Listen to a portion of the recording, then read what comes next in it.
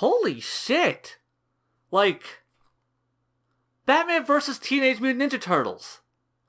That exists. That is a real thing that I can and have purchased. It is a movie that you can watch. It's real. It fucking exists. This kind of shit never fucking happens.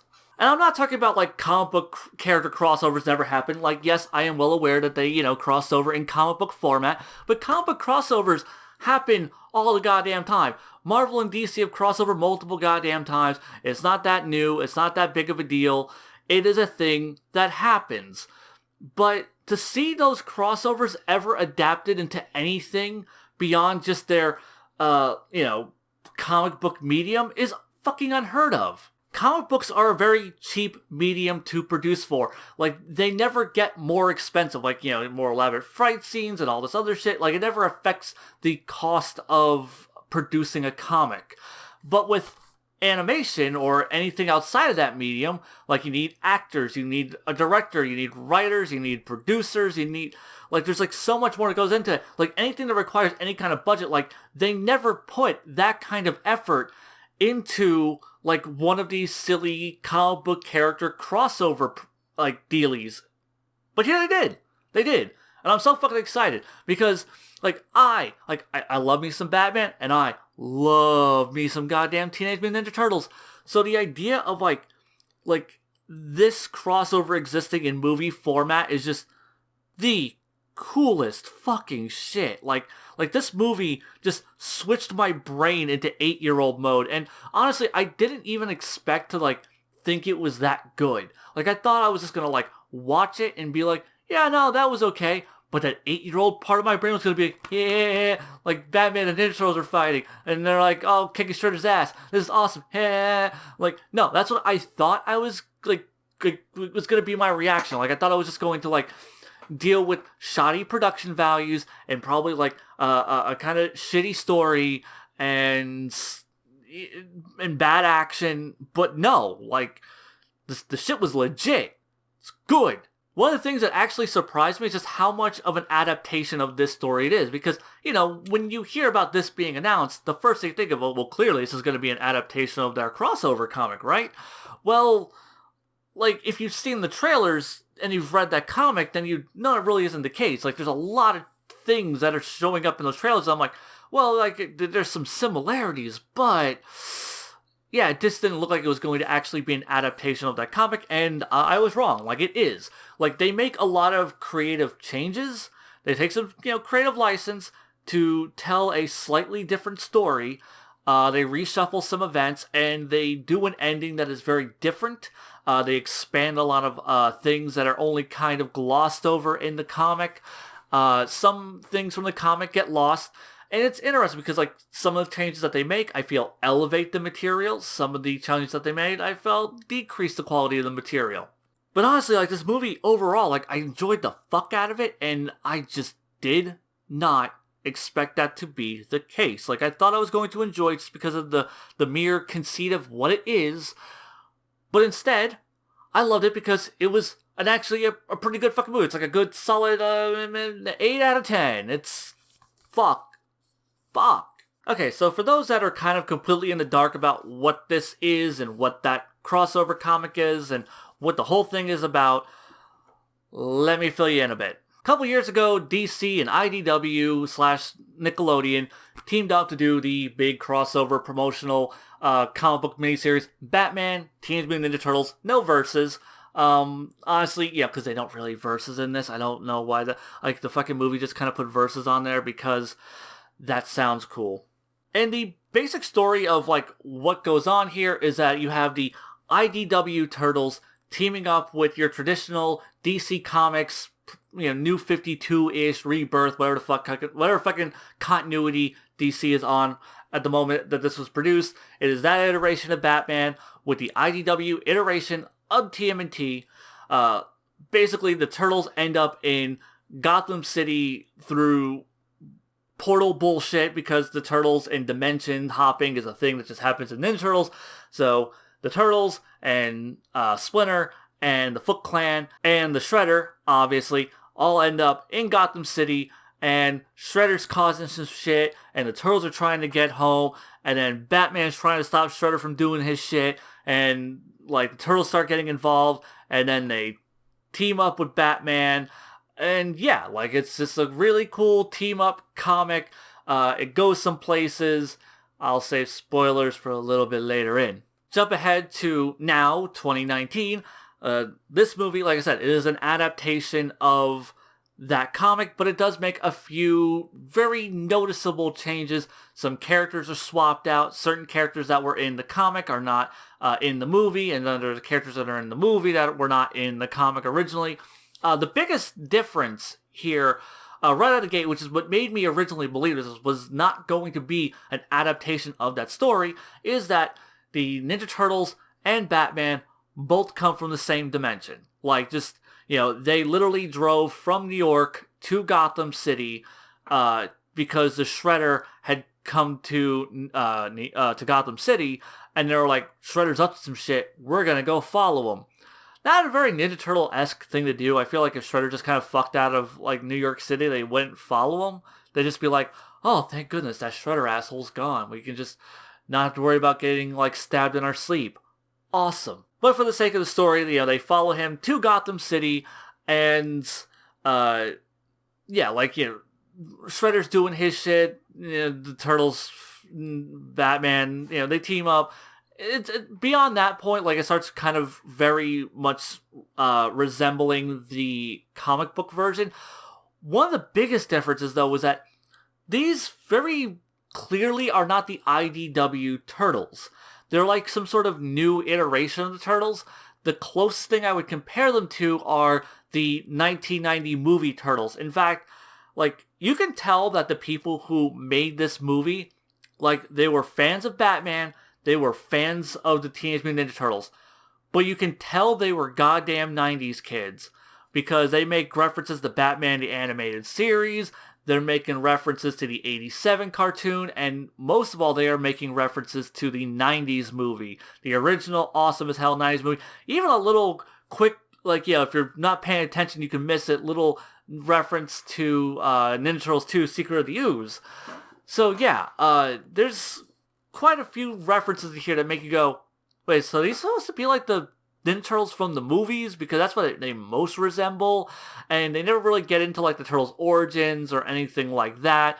In fact, like, honestly, like the turtle characters are kind of like the thing that feels like it's missing the most of from the original story, because in the original story, Casey Jones shows up at some point. Splinter is there with them. He gets transported with them. Here it is just the Turtles. Casey isn't there. April isn't there. Splinter is only ever referenced. They referenced him multiple times, but you never actually get to see Splinter. He never really gets to interact with him. And that's kind of one of those things where I kind of feel that cutting that from the source material was a bit of a detriment to the movie, because I really like the dynamic between Splinter and Batman in the original comic. Something I did really like about this movie that I didn't think I was going to like even remotely is the visual style, because like, they show off the character designs, like their promotional art, and I'm seeing the trailer, and I'm like, oh, I'm not digging this aesthetic. I don't like these turtle redesigns. I think they look bad. I'm not digging Batman with the blue cape and cowl, with the yellow emblem. I mean, I like the yellow emblem, but like just the blue cowl, and I just was not feeling this aesthetic, because like Batman looks more like he stepped out of like the Justice Friends era of Batman, like the late late 70s, early 80s cartoon Batman is really more what he resembles. But then you have like Batgirl and Damian Wayne, Robin, who look like they just stepped right out of the New 52, but like in a slightly modified art style. The Turtles, I was not feeling their designs. I do know that the Turtles redesigns are based off of one of the artists who worked on IDW. He's an artist who I don't really care for that much as far as the IDW comics go.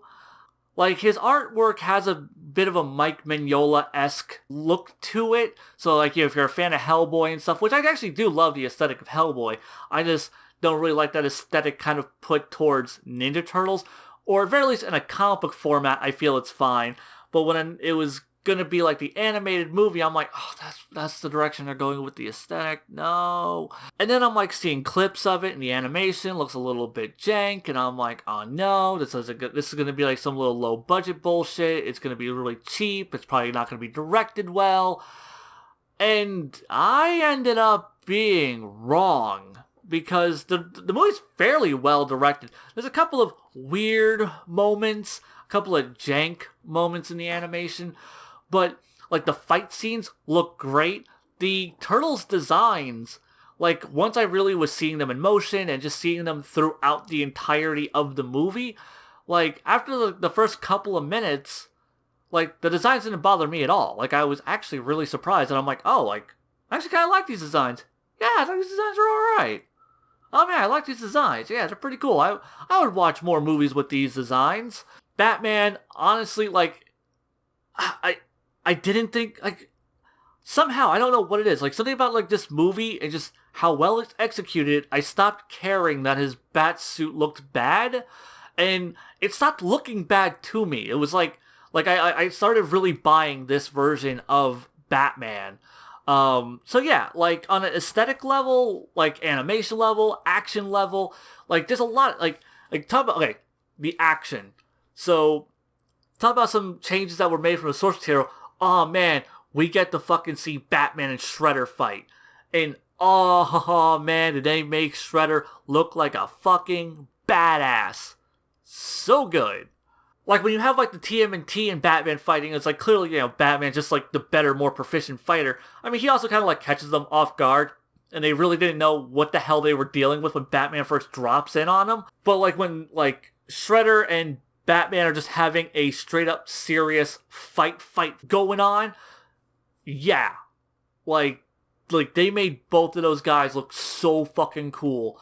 And they made Shredder just feel such, like, a malicious badass. Good shit. And once again, like, you know, like it starts off like doing a scene from the comic where like Shredder throws a shuriken into a foot soldier's head to keep him from like spilling the beans about their operation. And like he's just like, you know, fuck you, Batman, stay out of my goddamn business. And Batman like gets like a fucking like grappling hook around him, and Shredder like, bitch? Like, cause Shredder was going to leave. And he just cuts the cable, and because Batman fucked with him, he's just like, well, now I'm just gonna have to kill a bitch. So then he drops down, and it's so dope, because, like, when he drops down like how he did in the 90s movie, where it's just, like, slow motion, feet first, and, like, comes into frame. The references are done so well, and I love them so much. Some of them were like little things, like Donatello yelling "Bossa Nova." That was like, it's like one of those things. Like if you're a '90s kid, like you'll pick up on a lot of the things that they're doing, and it's like, oh, like there's a little reference to that, and here's a little reference to this. Like, oh, like, you know, like the blimps from, because one of the things Michelangelo brings up, it's like, yeah, like, you know, New York, Gotham, they're basically like the same goddamn city. And it's like, well, except, you know, Gotham's got like these really cool blimps just floating around for no damn reason, which is a direct reference to Batman the Animated Series when they had the blimps. And then the blimps actually come back. They do a thing with them. It's great. Like, as someone who liked the original comic book version of this story, like, there are things changed that I said are for the worse, but also, like, this version I feel has a lot more personality to it, has a lot more fun to it.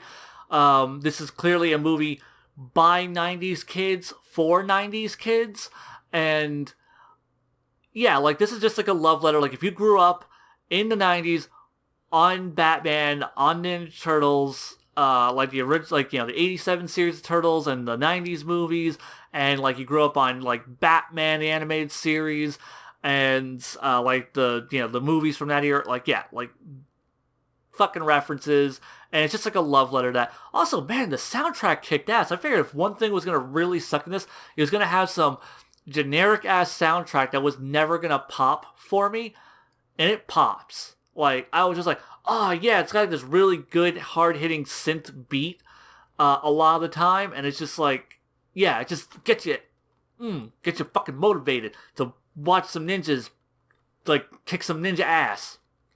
It's good.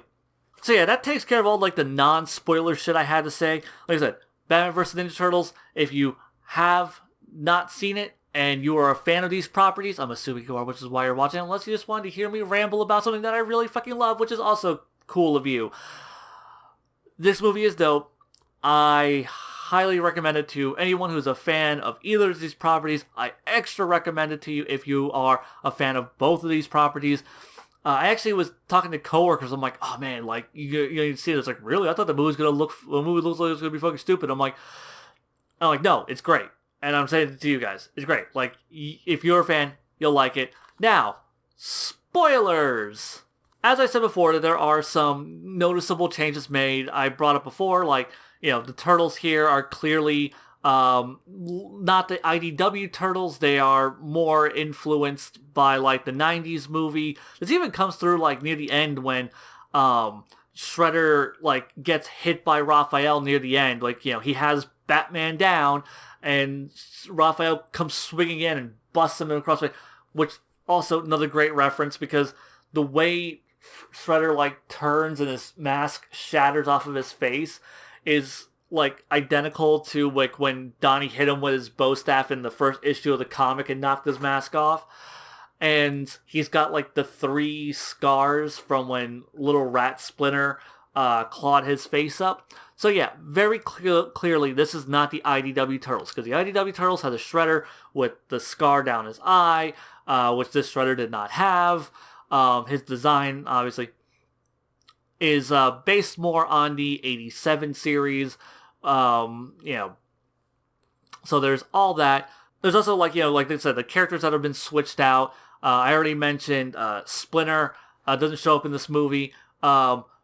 Casey Jones doesn't show up in this movie. But then you have, like, Batgirl has been added, and Damian Wayne Robin shows up. Though they kind of write him, I feel like he's not written as much of a hard ass. Like he's not as much of a little shithead in this as I'm used to Damian Wayne being. So it was kind of weird. Like, I felt like they wrote him more like Tim Drake than they really wrote him as Damian Wayne. Doesn't matter. It's fine. Still works. I'm fine with this being some sort of weird alternate interpretation of Damian Wayne. So yeah, you have, like, Robin, who shows up much earlier in the movie than he does in the comic. You have Baxter Stockman, who is now involved. And so, because, like, in the comic, they had some rando scientist that Shredder had kidnapped. And here, they just swapped him out with Baxter Stockman. So that's pretty cool. So yeah, let's get into some of the more nitty-gritty things that I was talking about, where I said, like, like, in some ways it elevated the material, in some ways it made the material worse. And I think, like, one of the things that really was a bit of a detriment to the story is, because they're not from another dimension, they have to, like, do, like, a couple of weird things. It just kind of took me out of the movie for a moment. And, like, this isn't because, like, because I read the comic, because I had forgotten most of the comic by the time I watched this movie, and then I reread the comic afterwards. So I completely forgot, like, 90% of the goddamn comic, watched the movie, was just like, yeah, that was really good. Went and reread the comic and was just like, oh wow, like, I'm really surprised by how much of this they actually fucking adapted. Like, even, like, whole scenes and dialogue, etc. But, like, there are changes that are made in the movie that, even without thinking about the source material, took me out of the experience a bit. When Donnie is researching Batman, it's like, who the fuck was this guy? Oh, like, apparently he's the Batman. He's some sort of weird mythical figure. I'm like, wait a second, like, Batman's still considered, like, this weird mythical rumor figure character in this universe? Because, like, he's been around long enough to have a Batgirl and have what I am assuming is his third, if not fourth, Robin. What is it? It's Dick, Jason, Tim. Fourth Robin. So, like, but he's a myth? I feel like that's kind of some weird bullshit. Like, yeah, I feel like people should be more aware of him, and that the TMNT in this universe should, like, Batman not knowing who the Ninja Turtles are, that makes perfect sense. But the Ninja Turtles not knowing who Batman is just felt like some contrived bullshit in the context of the comic. Because they came from a different universe, They didn't know who the fuck a Batman was. They didn't know there was a superhero that was running around this city beating the shit out of people. So, it made sense when Donnie goes and, like, looks him up, and he's just like, yeah, no, like, I mean, this universe was so different from ours. Like, I spent all our time looking up that shit. Like, I didn't think to look up random-ass fucking vigilante. So then there was, like, that moment, and then there was also when they were talking about making, like, a retro mutagen because, like, oh, Shredder's gonna do some mutagen-related shit, so we might need a retro mutagen.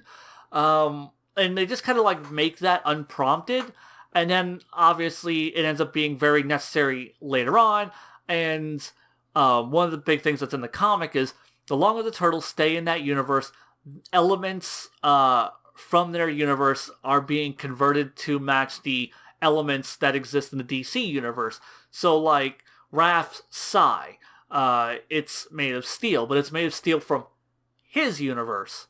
And instead, it was being converted to steel from the DC universe. Like, the chemical compositions of steel, like the mineral compositions was changing. And that was, like, their big thing, to being like, oh, like Batman figured, like, okay, like, they're from a different dimension. That's what's going on here. And then in the movie, it's just like, oh, well, there's, like, some mutagen DNA stuff, or, there's, like, some... I don't even know, like, it didn't quite really make sense. It just seemed like they were able to tell, like Raphael was a mutant based on just scanning his psi. And they do something similar to that, in the comic as well, but, like, the big thing was that they were from another universe, not so much that they were mutants. So yeah, similar scenes, but changing, like, that detail, I felt made it a little bit worse. Also, like, in the comic, there's a bit of a ticking timer that, like, oh man, like, we need to get the hell out of here, or else our mutagen's going to break down and we're going to revert to the animals that we originally were. That is completely removed from this movie because, they're from this universe, so they don't have to worry about that. So there's an extra layer of suspense removed because of that. Then you also have elements like the League of Assassins hiring the Shredder and the Foot Clan, and it's just like, well, I mean, if you guys exist in the same universe, do you really need some other ninja clan to help you with this shit? Can't you just do this shit on your own? Like, couldn't you just go to TCRI and steal your own mutagen? Why did you need to go? So yeah, there's a lot of just little things that, like, kept cropping up in my brain, and I just kept thinking about, like, if they were from different dimensions... Because that was one of the few things I still remember from the comic, was that they were from different dimensions. That and the crazy bullshit that happens at the end, where all of the rogues gallery get mutated. And I was so happy that they fucking got mutated, because I was like, man, if Mr. Freeze doesn't turn to a goddamn polar bear, fuck it, this movie's garbage. But he turned into a polar bear. That was awesome. Does it make sense? Not really. Also, because they show you them getting mutated, like, I don't know how the fuck this mutagen works in this universe, because it looks like you just either spray someone with the mutagen or you inject them with the mutagen, and it just, like, makes them an animal. Just makes them into an animal. That's what it does now. And I'm like, what? The way mutagen works is usually one of two ways in TMNT. Depending on your iteration of the series. The original comics, it's, whatever animal you are, like, it just turns into a big mutant version of an animal. And if you're a human, it turns into a big super shredder type motherfucker. In the 87 cartoon and a lot of other iterations, the mutagen works whatever the last animal you were in contact with, it splices your DNA with them. So, like, the Turtles were, like, last in contact with Hamato Yoshi, so they became humanoid. Hamato Yoshi was last in contact with the rats, so he turned into a rat. Here, though, I don't know how the fuck this mutagen works, because it just seems to be like, you just get it on you, and you just become an animal. And it doesn't seem to be any kind of rhyme or reason to it. Like, when it was off screen, you could have assumed that, like, oh, like, Shredder did some shit to, like, splice their DNA with the mutagen and animals and blah, blah, blah. He did some crazy fucking experiments to them off panel. But here, It's just the Joker sprinkler systems them with the mutagen, and it just made me go, huh? How does that work? What? So yeah, those are kind of like the big things that are kind of missing. Also, so there's like 3 things that I remembered from the TMNT Batman comic before going into this. That they were from different dimensions, that the Arkham inmates got turned into mutant animal people, and that there's a scene where Raphael is brought to Crime Alley by Batman, and Batman's just like, this is the alley where my parents were killed. And he gives him his tragic backstory, and like Raphael and Batman share a bro moment, and that's not there. Sad face. And that's where, like, you know, the source material I felt was better because it didn't have a lot of these issues that were in the movie. That being said, though, the movie does make a lot of improvements, like I said. We get to see fight scenes that were not in the... Like, Shredder and Batman never actually get to duke it out. Here, we actually get to see them fight, and it's awesome. And they both feel like the movie really does both of them justice. The Turtles are just so much goddamn fun because they actually come from New York, or because they're from the same universe. They weren't just dropped here via portal. God, they actually got to bring their own vehicle with them. So you have them with like the Turtle Van, the Party Wagon, whatever fuck they call their version of it for this iteration. It looks very similar to the Party Wagon. But yeah, they're in the Turtle Van, and they got like Damien in there, and Michelangelo is riding with Batman in the Batmobile, and that's super cool. And you have just ninjas that are now mutated, and they're coming at them, and they're doing like this great kind of almost storming the castle sequence in vehicles. And it fucking rules. And like the big finale, the ending to this movie, like I said, is very different because you end up having like Batman duking it out with Shredder, but then you also have Leonardo duking it out with Ra's al Ghul. And like, oh man, fucking Leo just like is on the ground, and Ra's al Ghul is just pontificating like a dumb piece of shit villain that he is. Yeah, actually, no, I love Ra's al Ghul as a villain, but like, yeah, he's pontificating like a dumbass villain does, and Leo just kicks him in the dick, and it's fucking hilarious. And Leo just drops Ra's al Ghul and kicks his ass, and it's great. But then the big finale though, Shredder ends up getting dropped into Joker Venom, and then the whole Acme Lab, I think it was Acme Lab, like blows the fuck up, and the post-credit scene is of like, you know, Shredder like busting his hand out like, you know, how he does in the movie, but like now he's all fucked up and Joker-fied, and that was really cool. Really makes me wonder where they're going to be going for sequels, because that sure as shit wasn't in the IDW/DC comic. So clearly, if we're like, they put sequel bait, but it was sequel bait for a completely different kind of movie. Like, they could not do, like, I haven't even read the TMNT/Batman or Batman TMNT 2 comic. I've yet to get around to that. But I know now, like there's no way that that's gonna, like, these could even coalesce now. Like, it's a completely different fucking thing. Like, they just did this shit to Shredder. So it makes me wonder if like if they kind of adhered to this story to like prove like, oh look, like we're doing like a really serious movie, this is like legit adaptation, just so they'd have the freedom to do their own sequel. Or if maybe like you know, they didn't know that there was gonna, maybe this has been in production for a while and they didn't know that there was gonna be like a sequel to that comic when they started doing this movie. I don't know. I do know though that I am really looking forward to it. If they make another one, I hope they make another one of these.